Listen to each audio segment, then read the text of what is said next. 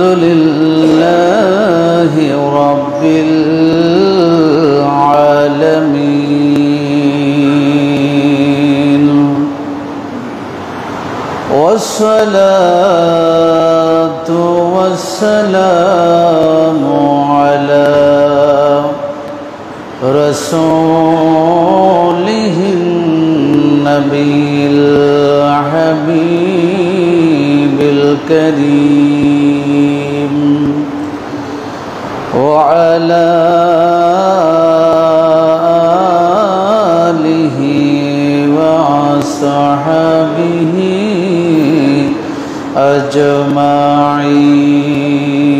أجمعين إن الله وملائكته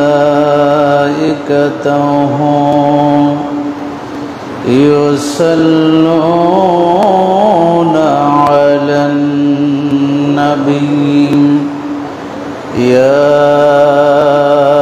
أيها الذين آمنوا صلوا عليه وسلموا تسليما صلى الله على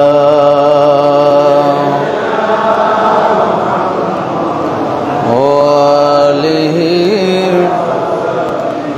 وسلم صلى الله على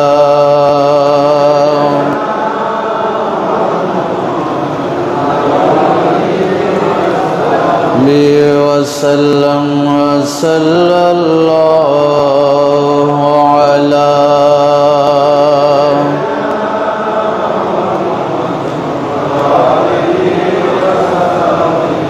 وسلم اللهم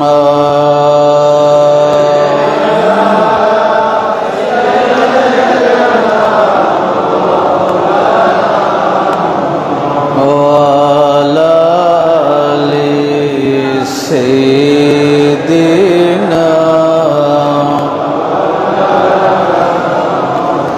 हम भिखारी वो करीम उनका खुदा उनसे फज़ूल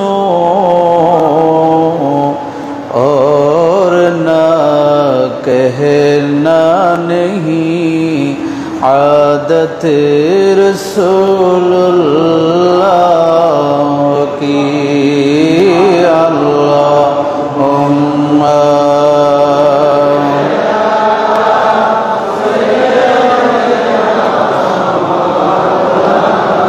मुहम्मद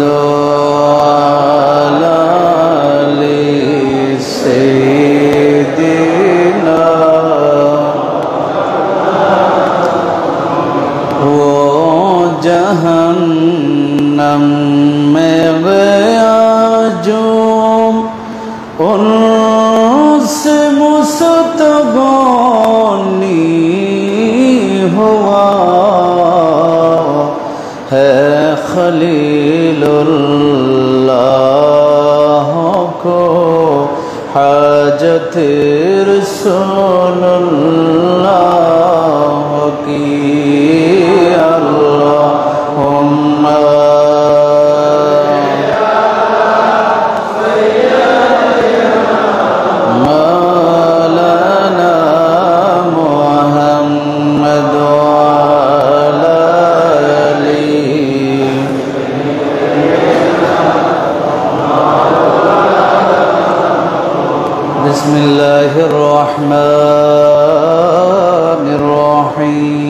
बिस्मिल्लाहिर्रहमानिर्रहीम वइज़ा क़ील लहुम आमिनू कमा आमनन्नास क़ालू अनुमिनु कमा आमनस्सुफ़हा सदक़ल्लाहु मौलाना अल-अज़ीम وبلغنا رسوله النبي الحبيب الكريم ونحن على ذلك من الشاهدين والشاكرين رب صل وسلم وبارك عليه জিলকদ মাসের তৃতীয় জুমার নামাজ আদায় করবার উদ্দেশ্যে আগত হযরত মুসাল্লিয়ানে কেরাম, বাবার বয়সী মুরাব্বিয়ানে আজম, যুবক ভাইয়েরা, ছোট শিশু কিশোর প্রাণের বন্ধুরা, রহিমানি ওয়া রাহিমাকুমুল্লাহ, আসসালামু আলাইকুম ওয়া রাহমাতুল্লাহি ওয়া বারাকাতুহু। রব্বুল আলামিনের পবিত্র দরবারে শত কোটি শুকরিয়ার সাজদা আদায় করছি যে মহান রব্বুল আলামিন আহকামুল হাকিমিন আমাদেরকে তার বাইতুল্লাহর মধ্যে এসে উপস্থিত হবার তৌফিক দান করেছেন। সকলে উচ্চ আওয়াজে একবার বলি আলহামদুলিল্লাহ। সম্মানিত উপস্থিতি, আজ থেকে ইমানের যে 70-এর উপরে যে শাখা এবং প্রশাখা রয়েছে সেই বিষয়ের উপর ইনশাআল্লাহ আলোচনা চলবে। এই আলোচনার ভিতর থেকে আমাদের জীবনকে পরিবর্তন করার মতো যে বিষয়গুলো আমরা পাব সে অনুযায়ী আমরা যেন আমল করতে পারি। শুরুতেই আল্লাহর দরবারে আমরা ফরিয়াদ জানাই, আল্লাহ আমাদের ফরিয়াদকে যেন কবুল করেন। সকলে বলে আমিন। 70টি যে শাখা প্রশাখা আছে সেগুলোর মধ্যে সর্বপ্রথম ঈমানের যেটা মূল বিষয় সেটা হচ্ছে আল্লাহ তাআলার প্রতি ঈমান আনা। সেই মূল 1 নাম্বার যে বিষয়টা, সেই বিষয়টা হলো কি? একটা আওয়াজ দিবেন। সেই বিষয়টা কি? আল্লাহর প্রতি কি আনা? ঈমান আনা, আল্লাহকে বিশ্বাস করা। আল্লাহ এক, অদ্বিতীয়, তার কোনো শরীক নেই, এই কথা কি করা? বিশ্বাস করা। যদি বলি আমরা এই কথা বিশ্বাস করি, যেখানে ধর্মীয় আলোচনা হয়, উলামায়ে কেরাম যেখানে আমাদের সামনে আলোচনা করেন, সেখানে আমরা বলি আমরা বিশ্বাস করি সব কিছুর নিয়ন্ত্রণকারী একমাত্র আল্লাহ। আমাদের হায়াতের মালিক, মৃত্যুর মালিক, ইজ্জত দেওয়ার মালিক, বেইজ্জত করার মালিক, ধন সম্পদ দেওয়ার মালিক, ধন সম্পদ কেড়ে নেওয়ার মালিক আল্লাহ। সব কিছুর মালিক আল্লাহ। এটা আমরা মসজিদে, মাহফিলে যেখানে ঈমান এবং ইসলামের আলোচনা হয় সেই জায়গায় আমরা বলি। এখান থেকে যাওয়ার পরে পরিবারে যায়, ব্যবসা প্রতিষ্ঠানে যায়, যে যেখানে আমরা যাই, কিন্তু আমাদের আচরণ দেখে বোঝা যায় না যে আমি একথা বিশ্বাস করি আল্লাহ আমার মালিক, সব কিছুর, আমার সব কিছুর হাত, সব কিছুর নিয়ন্ত্রণ করার ক্ষমতা একমাত্র আল্লাহর হাতে। এটা আমাদের আচরণ দেখে কি করা যায় না? বোঝা যায় না। এটা বোঝা যায় না। শুধুমাত্র এটা আপনি নিজেই একটু চিন্তা করতে পারেন। শুধুমাত্র আপনি নিজে নিজে যখন বসে ঠান্ডা মাথায় চিন্তা করবেন, আপনার আজকে খাবারের যে অভাব, আরামের যে অভাব, আপনার পরিবারে যে শান্তির যে অভাব, সেই অভাবগুলোকে নিয়ে কেন্দ্র করে যখন আপনি চিন্তা করবেন, অনেক সময় বলি আমরা আমি বঞ্চিত হয়েছি, আমাকে বঞ্চিত করা হয়েছে, তখন অভিযোগ আমরা আমার ভাইয়ের প্রতি, বন্ধুর প্রতি, সমাজের প্রতি, সোসাইটির প্রতি, দেশের সরকারের প্রতি আমরা অভিযোগ কি করি? দায়ের করি। কিন্তু এই অভিযোগ করা মানে হলো একমাত্র যে আল্লাহর হাতে সবকিছু নিয়ন্ত্রণ করার ক্ষমতা যে বিশ্বাস ছিল, আমি মুখের জবানে বলেছিলাম, সেটার প্রতি আমার যে বিশ্বাসের কথা আমরা বলেছিলাম সেটা আর থাকলো না। এই জিনিসটা আমাকে চিন্তা করতে হবে, আমাকে বিশ্বাস করতে হবে। দুনিয়াতে যা কিছু হচ্ছে আল্লাহর হুকুম ছাড়া চলে না। সুতরাং আমার প্রত্যেকটা বিষয় আল্লাহর হুকুমের উপর নির্ভর। আমার যদি কল্যাণ আল্লাহ করতে চায়, দুনিয়ার কারো ক্ষমতা নাই আমার ক্ষতি করার ক্ষমতা কারো হাতে। এই জন্য আল্লাহকে বিশ্বাস করতে হবে। মুফাসসিরিনে কোরআন হাদিসের কিতাবে বিভিন্ন ব্যাখ্যা গ্রন্থের মধ্যে আল্লাহর প্রতি ঈমান এটাকে 4টি বিষয়ের উপর নির্ভর করে দিয়েছেন। কয়টি বিষয় বললাম? এগুলো মনে রাখতে হবে। 4টি বিষয়ের উপরে তাওয়াক্কুফ, 4টি বিষয়ের উপরে স্থির করে দিয়েছেন। সেই 4টি বিষয়ের মধ্যে নাম্বার 1 হলো এলম। এলম শব্দের অর্থ হচ্ছে জ্ঞান, বিজ্ঞান, আল্লাহ সম্পর্কে জানা, আল্লাহ সম্পর্কে জানা, আল্লাহকে বুঝা, আল্লাহকে চেনা। এটা হলো নাম্বার 1। আল্লাহকে জানতে হবে, আল্লাহকে বুঝতে হবে, আল্লাহর পরিচয় আপনার জানতে হবে। এখন যদি আপনাকে জিজ্ঞেস করি, আমি জিজ্ঞেস করলাম না, আপনার পাশে একজন বিধর্মী থাকে, আপনার পাশে একজন ইহুদি থাকে, আপনার পাশে একজন ভিন্ন ধর্মের লোক থাকে, সে যদি আপনার কাছে জিজ্ঞাসা করে, তুমি যে সারাক্ষণ আল্লাহ আল্লাহ জিকির করো, জিকির করতে করতে তোমার জবানে ফনা তুলে ফেলেছ, সেই আল্লাহর ডেফিনিশনটা আমাকে দাও, সেই আল্লাহ কাকে বলে সেটা আমাকে একটু জানিয়ে দাও। কিন্তু আমাদের সমাজে, আমাদের এই মুসলিম সোসাইটিতে শতকরা 99 জন মানুষ আল্লাহর পরিচয় অন্য জনের কাছে উপস্থাপন করতে আমরা পারি। আমরা পারি? এখন যদি জিজ্ঞাসা করি আল্লাহ কাকে বলে, আমরা কেউ কিন্তু বলতে পারবো। যেখানে আমি যেই আল্লাহকে আমি ডাকছি সেই আল্লাহর পরিচয় কি, এটা সম্পর্কে আমার জানা নাই, এই সম্পর্কে আমার কাছে কোনো জ্ঞানই নেই, তাহলে সেই আল্লাহকে ডাকা এটা যথার্থ নয়, এটা পরিপূর্ণ নয়, কামেল এবং মুকাম্মেল নয়। আল্লাহকে আপনি জানবেন, জানার পরে আপনি যখন ডাকবেন তখন এটা পরিপূর্ণ হবে।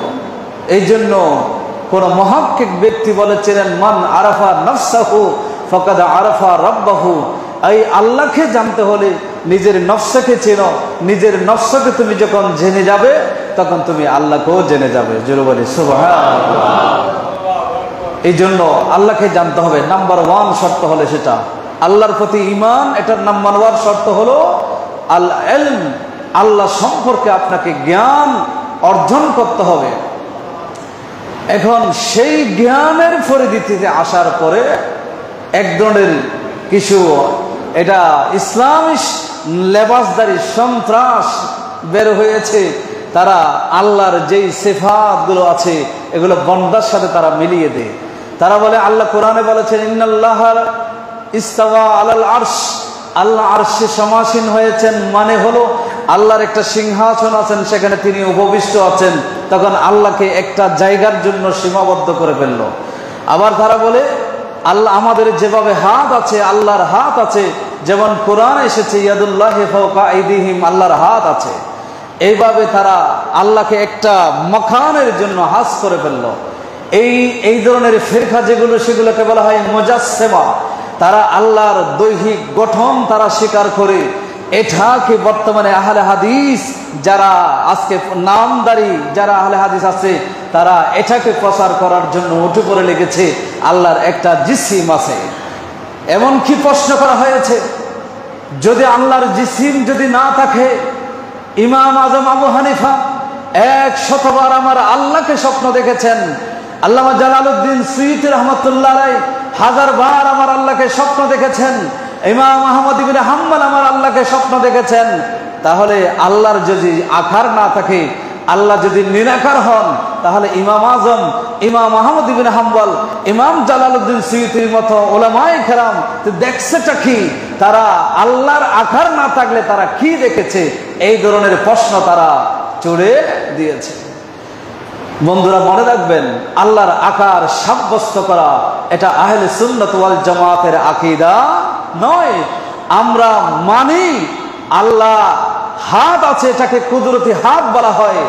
আল্লাহ কোন স্থানের জন্য সীমাবদ্ধ নয়, আল্লাহ কোন মকানের মুহতাজ নয়। আল্লাহ হলেন মকান, এটা আল্লাহ সৃষ্টি করেছেন। তো মকানের জন্য যদি আল্লাহ মুহতাজ হয়ে যান, তাহলে তো আল্লাহ আল্লাহর সৃষ্টির মুহতাজ হয়ে যাবে। তো আল্লাহ তো দুনিয়ার সৃষ্টি জগতের কোনো কিছুর মুহতাজ আল্লাহ নয়। এটা আমরা সাক্ষ্য দিয়েছি, কুল হুয়াল্লাহু আহাদ আল্লাহুস সামাদ। এই সামাদ মানে হলো বেনায়াস, অমুখাপেক্ষী। আল্লাহ সৃষ্টি জগতের মধ্যে কোনো কিছুর মুহতাজ আল্লাহ নন। জোরে বলে সুবহানাল্লাহ। আমি সেই বিষয়ে বিস্তারিত আর আলোচনা করছি, আমার সময় কম। সুতরাং আল্লাহ সম্পর্কে আমাদের ধ্যান, আমাদের জ্ঞান, আমাদের ধারণা এগুলো পরিষ্কার হতে হবে। আল্লাহ কেমন, আল্লাহ সম্পর্কে আমাদের জানার দরকার আছে। এক নম্বর আল্লাহর প্রতি ঈমান আনার জন্য শর্ত হলো এলম লাগবে। দ্বিতীয় নম্বর হচ্ছে আল আমল বিহি, যেই এলম জ্ঞান আপনি অর্জন করবেন সেই জ্ঞান অনুযায়ী আপনার জীবনে আমল থাকতে হবে।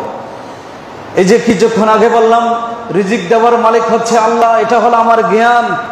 আল্লাহ বলেছেন ইন্নাল্লাহু হুয়ার রাজ্জাক যুল কুওয়াতিল মতিন, আল্লাহ হলেন রিজিক দাতা। আল্লাহ যেখানে চায় তাকে বেগাইরে হিসাব রিজিক দিতে পারেন, হিসাববিহীন রিজিক দিতে পারেন।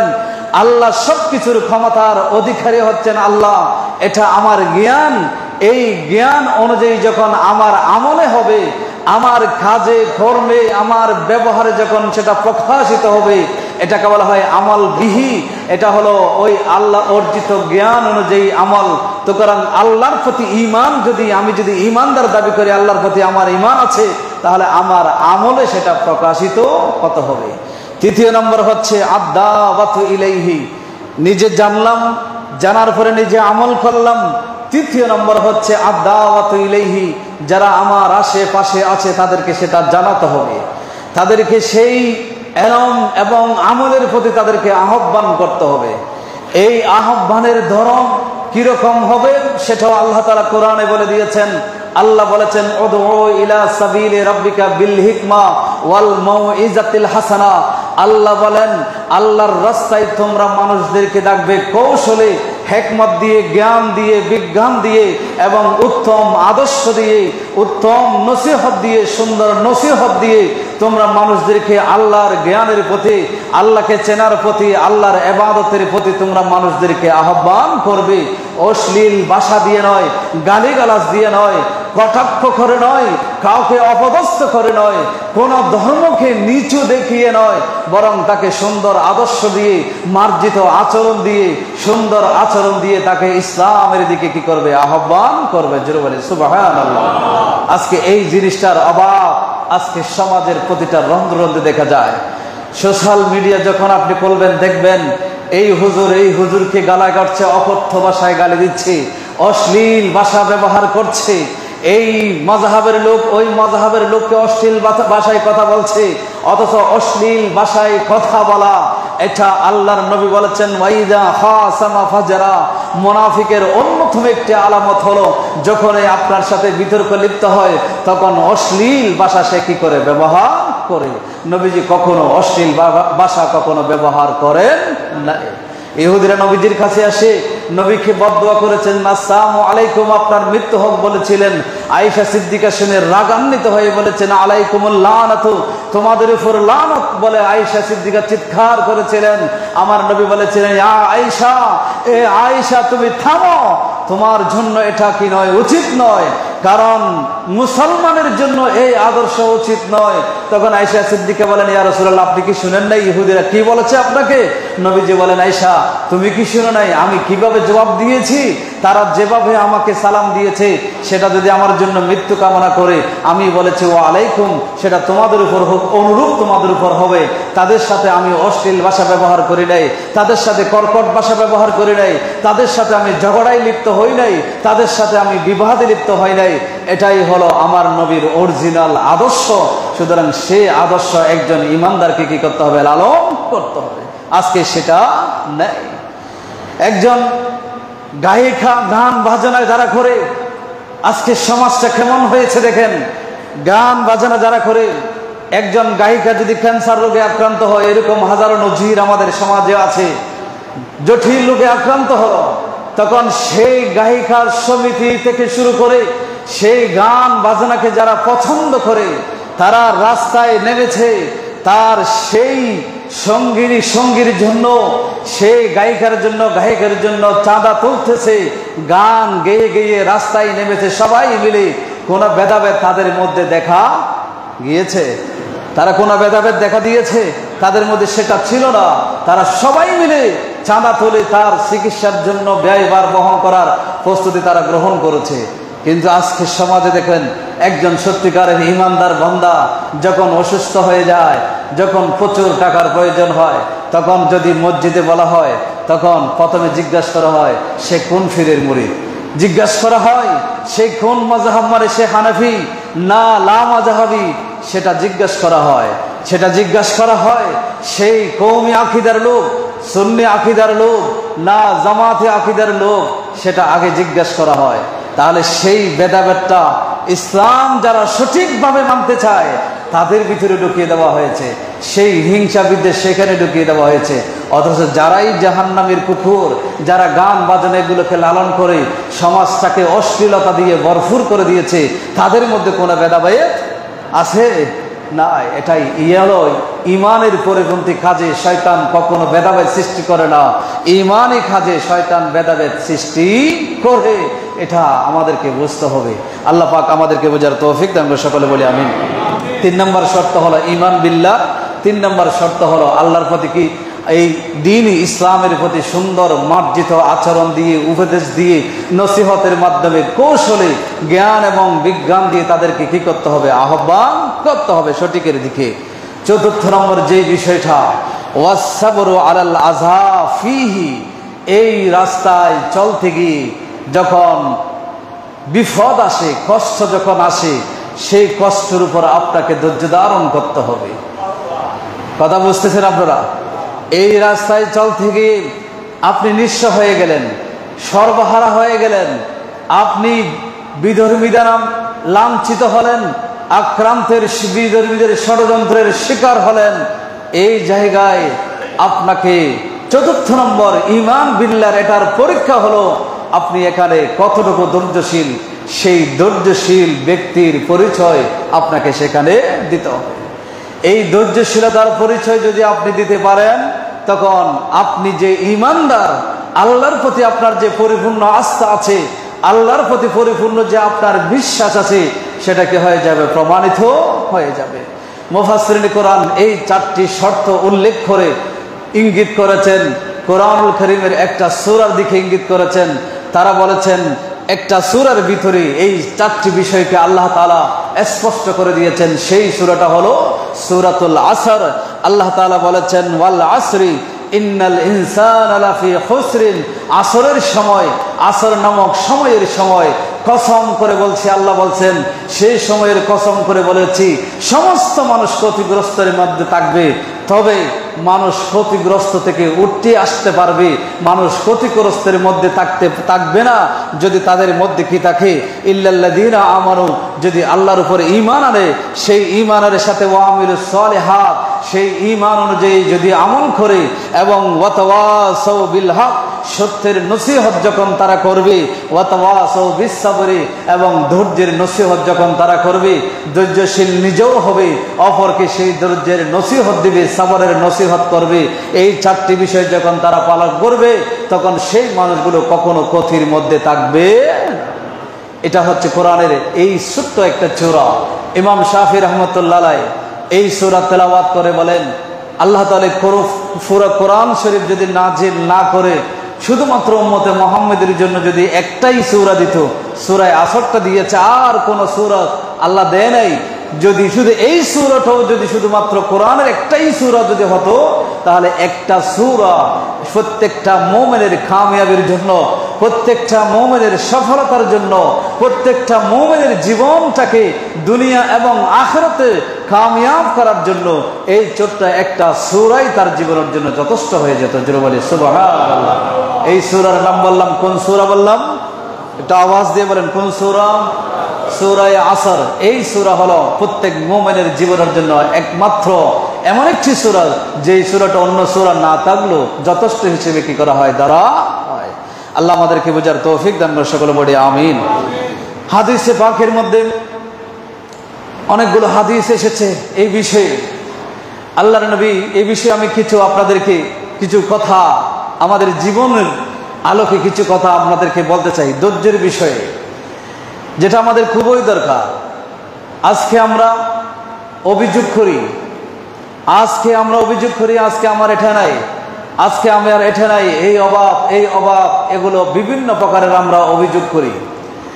কিন্তু মনে রাখতে হবে, আল্লাহর নবী রাহমাতুল লিল আলামিন শফিউল মুজনিবিন আজকের এই দিনটাকে, এই দিনে যেই মানুষগুলো আমরা বসবাস করছি, আমাদের দিকে নবুয়তের রাডার দিয়ে সবগুলোকে দেখে দেখে আমার নবী ওই মদিনায়ে পাকের মধ্যে বসে বসে আমার নবী কথাগুলো নবুয়তের জবানে ঘোষণা দিয়েছেন। জোরে বলেন না সুবহানাল্লাহ। নবী গায়েব জানতেন, কিয়ামত পর্যন্ত কি হবে। আমার নবীর সেই নবুয়তের রাডার মধ্যে সবকিছু ছিল, কারণ সেটা আমার আল্লাহ আমার নবীকে জানিয়ে দিয়েছিলেন। জোরে বলেন না সুবহানাল্লাহ। বিশ্বাস হয়? অনেক ভাই আছে আমার মনে কষ্ট নেই, বলে নবী জানে সবকিছু, এটা বললে কেমন যেন খারাপ লাগে। আল্লাহ কোরআনে বলেছেন, আচ্ছা কোরআন একটা কিতাব আল্লাহ নিজেই বলছেন তিবিয়ানান লিকুল্লি শাই। এখানে কাল নির্ধারণ করা হয় নাই, সময় নির্ধারণ করা হয় নাই, দিন নির্ধারণ করা হয় নাই। এটা বলা হয় নাই যে শুধু মদিনা মানুষের জন্য সবকিছু দেওয়া হয়েছে, মক্কাবাসীদের জন্য সবকিছু দেওয়া হয়েছে, কথা বলা হয় নাই। তিবিয়ানান লিকুল্লি শাই, এই কোরআন এটা এমন একটা কিতাব, যেই কিতাব যেই দিন থেকে নাজিল হয়েছে কিয়ামত পর্যন্ত এই কিতাবের হুকুম বিধান থাকবে। আমার আল্লাহ বলেন কিয়ামত পর্যন্ত যারা আসবে সকলের জন্য এই কোরআনের ভিতরে আমি আল্লাহ সমাধান দিয়ে দিয়েছি। যারা বলেন না সুবহানাল্লাহ। এটার উপর বিশ্বাস আছে? কথা বলেন না বিশ্বাস আছে? কোরআন যেটার সমাধান কোরআনে আছে, যত সমস্যা আছে সবগুলোর সমাধান আল্লাহ বলছেন কোরআনে আছে। সেই আল্লাহ বলছেন আর রহমান আল্লামাল কোরআন, সেই আল্লাহ বলছেন আমি হলাম রহমান, এই রহমান আমি আল্লাহ, ওই কোরআনটা আমার হাবিবকে আমি শিখিয়ে দিয়েছি। জোরে বলেন না সুবহানাল্লাহ। তো যেই কোরআনের ভিতরে দুনিয়ার সব কিছু আল্লাহ দিয়েছেন, তো সব কিছু আল্লাহ আমার নবীকে শিখিয়ে দিয়েছেন। জোরে বলেন না সুবহানাল্লাহ। এটাই হলো নবী সবকিছু জানেন। কথা বলেন না, এটা কি নবী সবকিছু জানেন? আমাদের কি হবে হবে না সবকিছু জানেন। হাদিস আপনাদেরকে শোনাই, এটা বুখারী শরীফের মধ্যে এসেছে। নবীজি বলেছেন ইসবিরু, এ আমার উম্মত তোমরা ধৈর্য ধারণ করো, তোমরা ধৈর্যের পাহাড় ভরে যাও। ইসবিরু, এটা শুধু সাহাবীদেরকে লক্ষ্য করে বলেছেন, এটা না, কিয়ামত পর্যন্ত উম্মতের জন্য নির্দেশনা নবীজি দিয়েছেন। ইসবিরু, এ আমার উম্মত তোমরা ধৈর্য ধারণ করো। ধৈর্যের একটা চূড়ান্ত একটা পাহাড়ে পরিণত হয়ে যাও তোমরা। কারণ ফাইন্নাহু লা ইয়াতি আলাইকুম জামান, কারণ যেই কালটা তোমাদের উপর আসে ইল্লাল্লাযী বাদাহু শাররুম মিনহু, যেই দিনটা তোমরা অতিবাহিত করছো সেই দিনটাকে তোমরা খারাপ মনে করো না, সেই দিনটা তোমার জন্য খারাপ যাচ্ছে মনে করো না। তুমি জানো না তোমার এই দিনে পরে আরেকটা যেই দিন আসবে, পরের দিন যেটা হবে আজকের দিনের চেয়ে এটা আরো বেশি খারাপ হয়ে যাবে। যেটা বলে না সুবহানাল্লাহ। কে বলেছেন? আমি সুবহানাল্লাহ বলেছি, এটা নবী জবান থেকে এই ধরনের কথা এসেছে, এই জন্য সুবহানাল্লাহ বলেছি। কাল খারাপ সেই জন্য বলি নাই। আমি বলতে চাচ্ছি আমার নবী জানেন এই যে উম্মত দিশাহারা হয়ে যাবে, অবাক অনশন দুঃখ কষ্ট এগুলোর জন্য উম্মত আজকে এক একজন মানুষ কুকুর যেভাবে মৃত প্রাণী খাওয়ার জন্য যেভাবে ঝগড়া করে একে অপরকে মারতে থেকে কামড়াতে থাকে, হয়তো দুনিয়ার পাগল হয়ে মানুষ এভাবে একে অপরকে কামড়াবে, মারবে, একে অপরের উপরে আক্রমণ করবে। এভাবে করে যে মানুষ একে অপরেরকে লাঞ্ছিত করবে, অপদস্থ করবে, এটা নবীজি দেখেছেন। এই জন্য নবীজি বলেন আজকের দিনটা তোমার খারাপ যাচ্ছে, এই মনে করো না আজকের দিনের পরে যেই দিন আসছে সেই দিনটা আজকের দিনের চেয়ে আরো বেশি কি হবে। কারা বিশ্বাস হয় আমার নবীর জবান থেকে কথাগুলো বিশ্বাস হয়? মনে রাখবেন এটা আমার নবীর নবুয়তের রাডার থেকে বলেছেন। নবীজি আরো বলেছেন হাত্তা তালখাউ রাব্বাকুম, তোমরা মনে রেখো এইভাবে জীবন যেতে যেতে এক পর্যায়ে গিয়ে তোমরা তোমাদের প্রভুর সান্নিধ্যে তোমাদের চলে যেতে হবে। তোমরা তোমাদের প্রভুর তোমরা মোলাকাত করে ফেলবে, তথা তোমাদের ইন্তেকাল হবে। তোমরা যেই শান্তির আরাম তোমরা খুঁজছো, যেই শান্তির সন্ধানে তোমরা একে অপরকে মারছো, সেই শান্তির সন্ধান তোমরা পাবে না। এটা আজকের দিনের চেয়ে কালকের দিনটা আরো কি হবে। কারা দিন যেটা আমার চলে গেছে সেটা ভালো গিয়েছে, আজকের দিনটা আমার জন্য ভালো যাচ্ছে, কালকের দিনটা আজকের দিনের চেয়ে আরো বেশি কি হতে পারে, কারা হতে পারে। এটা আমার নবীজি ঘোষণা দিয়েছেন। নবীজি আরো বলেন হে আমার উম্মত শোনো, আল্লাহ রাসূল সাল্লাল্লাহু আলাইহি ওয়াসাল্লাম বলছেন যে মান আসবাহা মিনকুম আমিনান ফি সিরবিহি মুআফান ফি জাসাদিহি ইনদাহু কুতু ইয়াউমিহি ফাকান্নামা খিজাত লাহু দুনিয়া। তিরমিজি শরীফের হাদিস এসেছে, ইমাম তিরমিজি হাসান বলেছেন হাদিসটাকে। আল্লাহ রাসূল সাল্লাল্লাহু আলাইহি ওয়াসাল্লাম বলেন, উম্মত শুনো, তোমরা যখন সকালে ঘুম থেকে ওঠো, ঘুম থেকে ওঠার পর যখন তুমি দেখতে পাও তোমার পরিবার পরিজন যারা আছে সবাই সুস্থ আছে, তুমি যখন দেখতে পাও দ্বিতীয় নম্বরে তুমি নিজে সুস্থ আছো, তুমি যখন দেখতে পাও তোমার ঘরে আজকের এই 24টা ঘন্টা অতিবাহিত করার জন্য তোমার পরিবারের কাছে একদিনের খাবার মজুদ আছে। কয়টা জিনিস বললাম? 3টি জিনিস নবীজি বলছেন। তুমি যখন দেখতে পাও নাম্বার 1 তোমার পরিবার আশেপাশে যারা আছে তারা সুস্থ আছে, দ্বিতীয় নম্বর যখন দেখতে পাও তুমি নিজে সুস্থ আছো, এবং তৃতীয় নম্বর যখন দেখতে পাও যে তোমার ঘরে একদিনের খাবার মজুদ আছে, কুতু ইয়াউমিহি, ওই দিনের খাবার তোমার ঘরে মজুদ আছে। আমার রাসূল সাল্লাল্লাহু আলাইহি ওয়াসাল্লাম বলেন, ফাকান্নামা খিজাত লাহু দুনিয়া, ও আমার উম্মত মনে করো পুরো দুনিয়াটা আল্লাহ যেন তোমার জন্য একত্রিত করে দিয়েছে। জোরে বলে সুবহানাল্লাহ। নবীর জবান থেকে বলা হয়েছে ধৈর্য ধারণ করার জন্য। নবীজি বলেছেন, তুমি পরশু দিনের চিন্তা করো না, কালকে দিনের চিন্তা করো না, আজকে তুমি সুস্থ আছো, তোমার ছেলে মেয়ে সুস্থ আছে, তোমার স্ত্রী সুস্থ আছে, তোমার মা বাবা সুস্থ আছে, তোমার ঘরে একদিনের খাবার মজুদ আছে, আজকের দিনটা আমি ভালোভাবে চলতে পারবো, বাস এতটুকুই যথেষ্ট তোমার জন্য। তুমি মনে করো পুরা দুনিয়াটা আল্লাহ তোমার হাতে দিয়ে দিয়েছেন, পুরা দুনিয়াটা আল্লাহ তোমার জন্য জমা করে দিয়েছেন। তুমি ধৈর্যহারা হয়ে না, তুমি আল্লাহর উপর তাওয়াক্কুল করো। আল্লাহ পাক রব্বুল আলামিন বলেন, ওয়া মান ইয়াতাওয়াক্কাল আলাল্লাহ ফাহুয়া হাসবুহু, যারা এই কথা বিশ্বাস রেখে আল্লাহর উপর তাওয়াক্কুল করবে, আমার আল্লাহ বলেন ওই আল্লাহই তার জীবনের জন্য যথেষ্ট হয়ে যাবে। জোরে বলে সুবহানাল্লাহ। এভাবে হাদিসে পাকের মধ্যে আমার নবী বলেছেন, ইন্না মিন ওয়ারাইকুম জামানু সাবরিন লিল মুতামাসসিকি ফিহি আজরু 50 শাহীদাম মিনকুম। হে আমার উম্মত শুনো, যে এমন একটা জামানা আসবে যেই জামানাটাকে জামানায়ে সবর বলা হবে, ধৈর্য ধারণের কাল বলা হবে, ধৈর্য ধারণের সময় হিসেবে আখ্যায়িত করা হবে। এমন একটি সময় তোমাদের মধ্যে অতিবাহিত হবে। সুতরাং সেই সময় যখন আসবে তখন যারা ধৈর্য ধারণ করে আল্লাহর উপর তাওয়াক্কুল করে যারা বসে থাকবে, আমার রাসূল বলেন যারা সারা দিন ইবাদত বন্দেগী করেছে, মসজিদ থেকে বের হয় নাই, সারাক্ষণ ইবাদত জিকির আজকারের মধ্যে ছিল, এরকম 50 জন মানুষ, অথবা বর্ণনায় এসেছে 50 জন মানুষ আল্লাহর রাস্তায় জিহাদ করে শাহাদাত বরণ করেছে, এরকম 50 জন শহীদের সওয়াব ওই ব্যক্তির আমলনামায় দিয়ে দেওয়া হবে। জোরে বলে সুবহানাল্লাহ। এই জন্য ধৈর্য ধারণ আমাদেরকে করতে হবে। এই ধৈর্য ধারণের পরিণতি অত্যন্ত বড়। ধৈর্য ধারণ যারা করতে পারে, আমি তো এক জুমায় বলেছিলাম নামাজীদের সাথে আল্লাহ আছেন, আল্লাহ বলেন নাই। দরুদ শরীফ যারা করেছেন তাদের সাথে আল্লাহ আছেন, আল্লাহ বলেন নাই। রোজা যারা আদায় করে তাদের সাথে আল্লাহ আছেন, আল্লাহ বলেন নাই। আল্লাহ যাকাত আদায়কারীদের সাথে আমি আছি একথা আল্লাহ বলেন নাই। হজ ওমরা আদায়কারীর সাথে আল্লাহ বলেছেন আমি আছি তোমার সাথে, একথা বলেন নাই। জিহাদকারীর সাথেও যারা জান দিয়ে জিহাদ করেছে, নিজের জীবন উৎসর্গ করেছে, তাদের কথাও আল্লাহ বলেন নাই তোমার সাথে আমি আছি, একথা বলেন নাই। আল্লাহ কিন্তু একজনের সাথে বলেছেন ইন্নাল্লাহা মাআস সাবিরিন। আল্লাহ বলেছেন যারা ধৈর্যশীল হয়েছো, ধৈর্য ধারণ করতে পেরেছো, আমি আল্লাহর উপর তাওয়াক্কুল করতে পেরেছো, আল্লাহ ঘোষণা দিচ্ছেন আমি আল্লাহ তোমার সাথে আছি। জোরে বলে সুবহানাল্লাহ।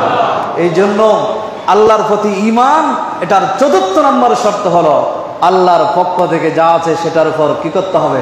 তাওয়াক্কুফ করতে হবে, এটার উপর নির্ভরশীল হতে হবে, ওটার মধ্যে যা পেয়েছি এটার উপর সন্তুষ্টি প্রকাশ করতে হবে, এটার উপরে তাওয়াক্কুল করে ধৈর্যশীল হতে হবে। অভাব যদি থাকে ধৈর্যশীলের পরিচয় দিতে হবে, সবর এখতিয়ার করতে হবে। এই সবর এখতিয়ার করা এটা সাহাবীদের জীবনের সাথে মিলে যায়, এই সবর এখতিয়ার করা তাবিঈনদের জীবনের সাথে মিলে যায়, সবর এখতিয়ার করা তবে তাবিঈনদের জীবনের সাথে মিলে যায়, সবর এখতিয়ার করা যুগে যুগে আল্লাহর আউলিয়ায়ে কেরাম, ওলি গোস কুতুব আবদাল আওতাদ যারা আছেন তাদের জীবনের সাথে মিলে যায়। সুতরাং সবর এখতিয়ার করা এটা ছোটখাটো বিষয় নয়, এটা সবর এখতিয়ার করা এটা সাহাবীদের আদর্শের সাথে মিলে যায় এমন একটি আদর্শ। তবে আউলিয়ায়ে কেরামের আদর্শের সাথে মিলে যায় এমন একটি আদর্শ। আল্লাহ আমাদেরকে সেই ধৈর্য ধারণ করার তৌফিক দান করে, সকলে পড়ি আমিন। হাদিসে পাকের মধ্যে আল্লাহর নবী রাহমাতুল লিল আলামিন শফিউল মুজনিবিন অনেকগুলো কথা বলেছেন। এই জন্য আমি সেখান থেকে আরো দুই একটা কথা আপনাদেরকে বলতে চাই।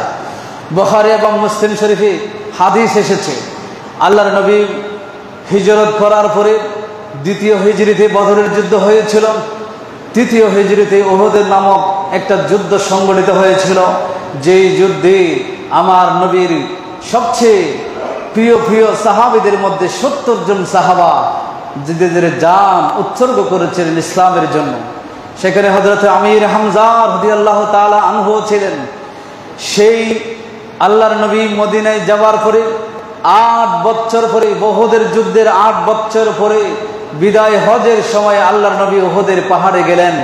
সেই উহুদের পাহাড়ের পাশে গিয়ে যেখানে 70 জন সাহাবার কবর আছে, এখন চতুর্দিকে গ্লাস ফিটিং করে দেওয়া হয়েছে সম্ভবত, সেই জায়গায় গিয়ে নবীজি সেখানে দোয়া করলেন, তাদের সাথে কথা বললেন, ওই 70 জন সাহাবার সাথে কথা বললেন। কোন সাহাবা? যারা শাহাদত বরণ করেছিল, ওইখানে দাফন করা হয়েছে উহুদের পাহাড়ে, তাদের সাথে নবীজি কথা বলেছেন। সাহাবায়ে কেরাম বলেছেন, ইয়া রাসূলুল্লাহ, আপনি যে মৃত ব্যক্তিদের সাথে কথা বলছেন, আমার নবী বলেছেন তোমরা জানো না, আমি যা বলছি তারা শুনতে পায়, আমি যা তাদেরকে জিজ্ঞেস করছি তারা সেগুলোর জবাব দিতে পারে। এটা সাহাবাদের সাথে আমার নবী কথা বলেছিলেন। সেই জায়গা থেকে জিয়ারত করার পরে নবীজি মিম্বরে আরোহণ করলেন। মিম্বরে আরোহণ করলেন, সাহাবারা বর্ণনা দিচ্ছেন, আমাদের মনে হলো এটাই হতো আমার নবীর সর্বশেষ খুতবা। নবীজি জীবিত এবং মৃত সকলের কল্যাণ কামনা করে নবী একটি বিদায়ী ভাষণ সেখানে আমার নবীজি দিলেন। সেই বিদায়ী ভাষণের মধ্যে আমার নবী বলেছেন, ইন্নী বাইনা আইদিকুম ফারতুন, এ আমার সাহাবায়ে কেরাম শুনো, সবার আগে আমি হাসরের ময়দানে সবার আগে আমি উপস্থিত হব। ওয়া আনা আলাইকুম শাহীদ, এ আমার উম্মত, তোমরা যারা আজকে আমল করছো সেই আমলের ব্যাপারে কিয়ামতের ময়দানে আমি তোমাদের পক্ষ হয়ে বিপক্ষ হয়ে তোমাদের আল্লাহর দরবারে কি দিব? সাক্ষ্য দিব। জোরে বলেন না সুবহানাল্লাহ। আল্লাহর দরবারে সাক্ষ্য দিব। আমি তো একদিন জুমার মধ্যে বলেছিলাম, প্রতি জুমায় এই আমল নামাগুলো আমার নবীর দরবারে নিয়ে যাওয়া হয়। উম্মত যারা আজকে নাফরমানি করছে, নামাজ পড়ছে না, রসুলের কথা মানছে না, রসুলের সাহাবীদেরকে মানছে না, তাদের কি অবস্থা হবে একটু ভেবে দেখবেন। আমার কি অবস্থা হবে একটু ভেবে দেখবেন, যে আমি এখানে অপরাধ করছি আর আমার নবী মদিনায় রওজায়ে পাকে শুয়ে শুয়ে দুই চোখের পানি ফেলছে, নবী কষ্ট পায়। উম্মত যখন অপরাধ করে, অপরাধে জড়িয়ে পড়ে, তখন নবী সেই মদিনার মধ্যে কষ্ট পায়। তো নবীকে কষ্ট দিলে কি আমাদের লাভ হয়? আমাদের কি হয়? ক্ষতি হয়, আমাদের ক্ষতি হবে। এই জন্য নবীজি বলেছেন, আমি সবার আগে সর্বাগ্রে কিয়ামতের ময়দানে আমি যাব। হাদিসে পাকের মধ্যে এসেছে, সর্বপ্রথম সবগুলো দুরুসাত হয়ে যাওয়ার পরে সর্বপ্রথম যেই কবরটা ফাটা হবে, যেখান থেকে যাকে যিনি উঠবেন সর্বপ্রথম, তিনি হলেন কে? আমার নবী। আমার নবী রাহমাতুল লিল আলামিন সর্বপ্রথম রওজায়ে আনোয়ার থেকে তিনি উঠবেন। ওঠার পরে জিবরিল এবং মিকাইলকে সাক্ষাৎ হবে। জিজ্ঞাসা করবে, জিবরিল, আমার ইন্তেকালের সময়, ফরদার সময় তোমার হাতে দায়িত্ব দিয়েছিলাম আমার উম্মতের, আমার উম্মত কই? আমার উম্মত দাও। তখন আস্তে আস্তে দেখবে ডান দিক থেকে হযরত আবু বকর সিদ্দিক উঠবেন, ওমর ফারুক উঠবেন, এভাবে করে একজন একজন করে সমস্ত উম্মত গুলো সেই কিয়ামতের ময়দানে আমরা সকলে উঠে যাব। আমার নবী বলেন, আমি সর্বাগ্রে আসবো কিয়ামতের ময়দানে, আমি তোমাদের জন্য সাক্ষ্য দিব। এবং ইন্না মাউইদাকুমুল হাউজ, আমার সাথে তোমাদের যেই জায়গায় দেখা হবে সেই জায়গাটার নাম হলো হাউজে কাউসার। সেই জায়গার নাম কি? হাউজে কাউসার। সেখানে দেখা হবে। আমার নবী বলেছেন, ওয়া ইন্নী লা আনজুরু ইলাইহি মিন মাকামি হাযা, এ আমার সাহাবায়ে কেরাম, তোমরা মনে করো হাউজে কাউসার এগুলো বানোয়াট কথা বলছি, দেখে রাখো, আমি যে আজকে যেই মিম্বরে দাঁড়িয়ে তোমাদের সাথে কথা বলছি, এখান থেকে আমার নবুয়তের এই দুই চোখ দিয়ে আমি সেই হাউজে কাউসার দেখতে পাচ্ছি। জোরে বলেন না সুবহানাল্লাহ। কেমন নবী ছিলেন? সেই নবী বলেছেন, আমি দেখতে পাচ্ছি। নবীজি বলেছেন, ওয়া ইন্নী লাস্তু আখশা আলাইকুম আন তুশরিকু, নবী বলেছেন 1500 বছর পূর্বে নবীজির নবুয়তের জবানে ঘোষণা দিয়েছেন, এই উম্মত তোমরা যে শিরকে লিপ্ত হয়ে যাইবা, তোমরা যে শিরিক করবা, এই ধরনের ভয় আমার ভিতরে নাই। আমি আশঙ্কা করি না, আমার কোনো আশঙ্কা নাই তোমরা মুশরিক হয়ে যাইবা, তোমরা শিরক করবা, এই ধরনের ভয় আমার ভিতরে নাই। নবী যেটা ভয় করে নাই আমরা মুশরিক হব। আজকে সমাজটাকে দেখেন, প্রতিটা মুহূর্তে মুহূর্তে আজকে আমাদেরকে মুশরিক ফতোয়া দেওয়া হয়। প্রতিটা মুহূর্তে মুহূর্তে দাড়িওয়ালা, টুপিওয়ালা, পাঞ্জাবি, জুব্বাওয়ালারা আরেকজন মুসলমানকে বিদআতি, মুশরিক, মাজার পূজারী আজকে কি দিচ্ছে? ফতোয়া দিচ্ছে। অথচ নবীজি বলেছেন আমি ভয় করি না, তোমরা যে মুশরিক হবা, শিরিক হবা, এই ধরনের ভয় আমার ভিতরে নেই, এই ধরনের ভয় আমার ভিতরে নাই। নবীজি আরো বলেছেন আমি ওয়ালাকিন আখশা আলাইকুমুদ দুনিয়া, কিন্তু উম্মত আমি তোমাদের জন্য দুনিয়ার ভয় করছি, দুনিয়াটাকে নিয়ে ভয় করছি আমি তোমাদের জন্য। কারণ তোমরা দুনিয়া আনতানাফাসু ফিহা আনতানাফাসুহা, এই দুনিয়াকে অর্জন করার প্রতিযোগিতায় তোমরা নেমে যাবা। এই দুনিয়াকে কিভাবে অর্জন করতে পারো, কার চেয়ে কে বড় সম্পদশালী হতে পারো, কে কার চেয়ে বড় লোক হতে পারো, কে কত কোটি টাকার মালিক হতে পারো, এই প্রতিযোগিতায় তোমরা নেমে যাবে। এটার মধ্যে নেমে গিয়ে তোমরা যখন দেখবে একে অপর চেয়ে বড় হয়ে যাচ্ছে, তখন তোমাদের ভিতরে হিংসা কাজ করবে। হিংসার বশবর্তী হয়ে তোমরা একে অপরের সাথে শত্রুতামিতে লিপ্ত হবে, তখন একে অপরকে মারবে। তখন এভাবে মারতে মারতে এক সময় গিয়ে উম্মত তোমরা ওই আগেকার উম্মতরা যেভাবে ধ্বংস হয়ে গিয়েছিল, তোমরাও সেভাবে ধ্বংস হয়ে যাবে। নবীজি এই বিষয়টাই ভয় করেছিলেন। নবীজি ভয় করেছিলেন আমরা দুনিয়ার জন্য পাগল হয়ে যাব। ঠিক দেখা যায় আজকে মুসলমান দুনিয়ার জন্য কি হয়ে গেছে? পাগল হয়ে গেছে। আজকে যারা অনেকে আছে বুখারী শরীফের দাওয়াত আপনারা পড়ান না আপনারা, অনেকে বিভিন্ন খতমাতের আয়োজন আপনারা করেন। আপনি দেখবেন আমি যেটা সত্য কথা বলছি, যাদেরকে দায়িত্ব দেওয়া হয়, এরকম দায়িত্বশীল ব্যক্তি যখন দেখি অমুককে আমি দাওয়াত দিব না, 1000 টাকা 1500 টাকার একটা দাওয়াত আমাকে দেন নাই, সে মনে করেছে আমি বিশ্ব জয় করে ফেলেছি, অমুককে আমি দাওয়াত দিই আসতে দিই নাই, মনে করছে আমি পুরো পৃথিবী জয় করে ফেলেছি। একজনকে 1500 টাকা, 500 টাকা, 2000 টাকা তাকে বঞ্চিত করে সে মনে করছে আমি বিশ্ব জয় করে ফেলেছি। একজনকে মসজিদের একটা ইমামতের চাকরি থেকে বের করে দিয়ে মনে করছে আমি বিশ্ব জয় করে ফেলেছি। একজনকে মুয়াজ্জিনের চাকরি থেকে অপবাদ দিয়ে বের করে দিয়ে মনে করছে আমি বিশ্ব জয় করে ফেলেছি। এই ধরনের সমাজ আজকে আমরা বসবাস করছি। নবীজি এটার আশঙ্কা করেছিলেন দুনিয়ার জন্য পাগল হয়ে যাবে তোমরা, এই দুনিয়ার জন্য পাগল হয়ে একে অপরের বিরুদ্ধে লেগে যাবে। একে অপরের বিরুদ্ধে থাকতে থাকতে একসময় বনী ইসরাইলের যেভাবে ধ্বংস হয়েছিল তোমরা সেভাবে ধ্বংস হয়ে যাবে। এগুলো সব ইমানের পরিপন্থী কাজ। সুতরাং আমি আপনাদের কাছে এই ইমানটা কেমন হওয়া দরকার আর কথা বাড়াবো না, সেই দিকে সামান্য ইঙ্গিত করে আমি আজকের আমার কথাটা শেষ করব। আল্লাহ পাক কোরআনুল কারীমের মধ্যে বলেছেন যে ফাইন আমানু বিমিসলি মা আমানতুম বিহি ফাকাদ ইহতাদাও। আল্লাহ বলেছেন তারা যদি ঈমান আনে, কিরকম ঈমান? বিমিসলি মা আমানতুম। সাহাবীদেরকে বলছেন এই সাহাবা, আমার নবীর সাহাবা, তোমরা শোনো, তোমরা যেভাবে ঈমান এনেছো সেভাবে তোমাদের পরবর্তী যারা তারাও যদি তোমার প্রতি তোমাদের মতো যদি ঈমান আনে, আমার আল্লাহ বলছেন ফাকাদ ইহতাদাও, তাহলে তারা হেদায়েত প্রাপ্ত হবে। জোরে বলি সুবহানাল্লাহ। একটা মেয়ার আল্লাহ দাঁড় করিয়ে দিলেন, খেয়াল করবেন বিষয়টা, একটা মানদণ্ড আল্লাহ দাঁড় করাই দিলেন। আমাদেরকে ঈমান আনতে হবে। কার ঈমানের মতো? কথা বলে না, সাহাবা ইকরামের ঈমানের মতো। আল্লাহ বলছেন সাহাবা তোমরা যেভাবে ঈমান এনেছো সেভাবে যদি তারাও ঈমান আনে তাহলে তারা হেদায়েত প্রাপ্ত হবে। আল্লাহ স্পষ্ট করে বলে দিয়েছেন। তাহলে এখানে একটা মানদণ্ড নির্ণয় করা হলো, সাহাবাদের ঈমানের মতো ঈমান আনতে হবে। এখন আপনি মিম্বরে দাঁড়িয়ে যদি বলেন আবু বকর যেভাবে নামাজ পড়েছেন সেভাবে নামাজ পড়লে নামাজ হবে না, ওমর ফারুক যেভাবে নামাজ পড়েছে সেভাবে নামাজ পড়লে নামাজ হবে না, ওসমান যেভাবে নামাজ পড়েছে সেভাবে পড়লে হবে না, আলী যেভাবে নামাজ পড়েছে সেভাবে পড়লে হবে না, কারণ আল্লাহ রাসূল বলেছেন সাল্লু কামা রাআইতুমুনি উসাল্লি, দলিল দিচ্ছে আমি যেভাবে নামাজ পড়ি সেভাবে তোমরা আমাকে দেখে দেখে নামাজ পড়ো। এভাবে এই দলিল দিয়ে যদি আপনি বলেন আবু বকর যেভাবে নামাজ পড়েছে ওমর যেভাবে নামাজ পড়েছে, ওসমান যেভাবে নামাজ পড়েছে, আলী যেভাবে নামাজ পড়েছে, সাহাবায়ে কেরাম যেভাবে নামাজ পড়েছে সেভাবে নামাজ পড়লে হবে না যদি আপনি বলেন, তাহলে আপনার ইমানটা কার ইমানের মতো আমার প্রশ্ন চলে আসে, ঠিক কিনা বলেন না? এখন আপনার ইমানটা কার ইমানের মতো? কারণ আপনি বলছেন আবু বকরের মতো হলে চলবে না, কিন্তু আল্লাহ বলতেছেন, আল্লাহ মানদণ্ড তৈরি করে দিলেন, আবু বকরের মতো হও, ইমানদার হলে উমরের মতো হও, ইমানদার হলে ওসমানের মতো হও, ইমানদার হলে আলীর মতো হও, ইমানদার যদি হতে চাও সাহাবায়ে কেরামের মতো হও। এটা আল্লাহ মানদণ্ড তৈরি করে দিলেন। আর আপনি বলছেন আবু বকরের মতো হলে চলবে না, ওমরের মতো হলে চলবে না, ওসমানের মতো হলে চলবে না, আলীর মতো হলে চলবে না। ওসমানকে বেদাতি বলবেন, উমরকে বেদাতি বলবেন, আবু বকরকে গালি দিবেন, শাইহানকে গালি দিবেন, সাহাবাকে গালি দিবেন, সাহাবাদের শান মানে তুচ্ছ তাচ্ছল্য করবেন, তাহলে আপনার ইমানটা কার ইমানের মতো? এটা আমাদের বুঝে আসে না। সুতরাং যারাই এই কথাগুলো বলে তারা সবগুলো শয়তানের কি, শয়তানের বন্ধু।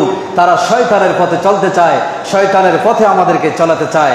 এরা কেমন আল্লাহ সেটাও বলে দিয়েছেন, ওয়াইযা কিলা লাহুম আমিনু কামা আমানান নাস।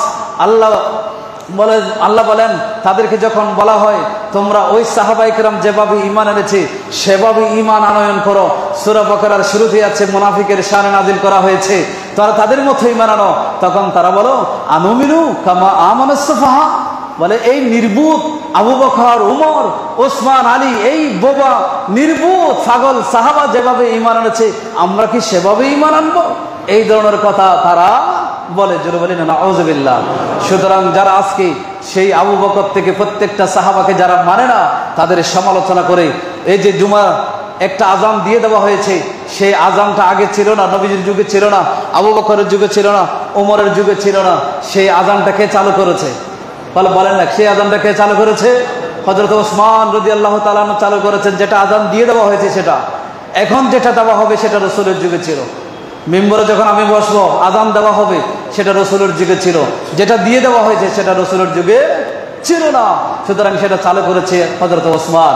এখন এই আজান জায়েজ নাই, সেই আজানের বিরোধিতা আপনি করবেন, সেই আজানের জন্য ওসমানকে দোষারোপ করবেন, তাহলে আপনার ইমানটা কার ইমানের মতো? এই প্রশ্ন আপনাদের কাছে রয়ে গেল। সুতরাং এই ধরনের ষড়যন্ত্রকারী থেকে আল্লাহ আমাদেরকে হেফাজত করুন। সকলে পড়ে আমিন। ওয়া আখিরু দাওয়ানা আনিল হামদুলিল্লাহ।